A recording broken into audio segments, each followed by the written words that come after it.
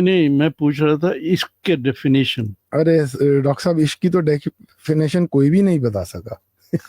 لیلا مجنوں نے بھی نہیں بتایا. ڈاکٹر صاحب اگر عشق کامیاب ہوتا تو آج ہم ان کی بات نہ کرتے. تو عشق وہی ذکر ہوتا ہے جو ناکام ہوتا ہے. تو انگلش میں اس کو کیا بولتے ہیں ڈاکٹر صاحب ڈس اپوائنٹمنٹ. اچھا میں تو ڈس اپوائنٹمنٹ ہی کہتا ہوں.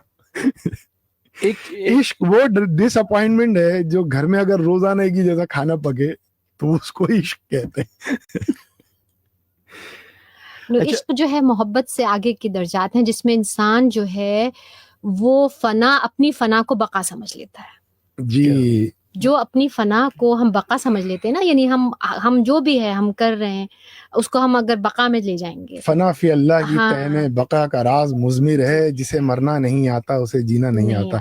عشق بیسیکلی جو ہے وہ حدود اور قیود سے آزاد ہو جانے کا، اس کا کوئی سیما نہیں ہے، کوئی اس میں عقل بھی کام چھوڑ دیتی ہے. چاہت اتنی بھر جاتی ہے کہ جذبے، چاہت، عقل سب سے بڑھ جاتا ہے، انسان اپنی ذات کو بھی فراموش کر دیتا ہے. اس کا معنی اردو زبان جو ہے اسی طرح ہے.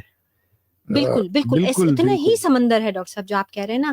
آپ نے اگر عشق اور اردو زبان کو ملایا تو واقعی جو آپ کہہ رہے ہیں میرا کہنے کا مطلب ہی یہی تھا. جی بالکل، کہ پھر وہ اس کی کوئی حد نہیں ہے، اس کے سمجھنے کی، اس کو محسوس کرنے کی.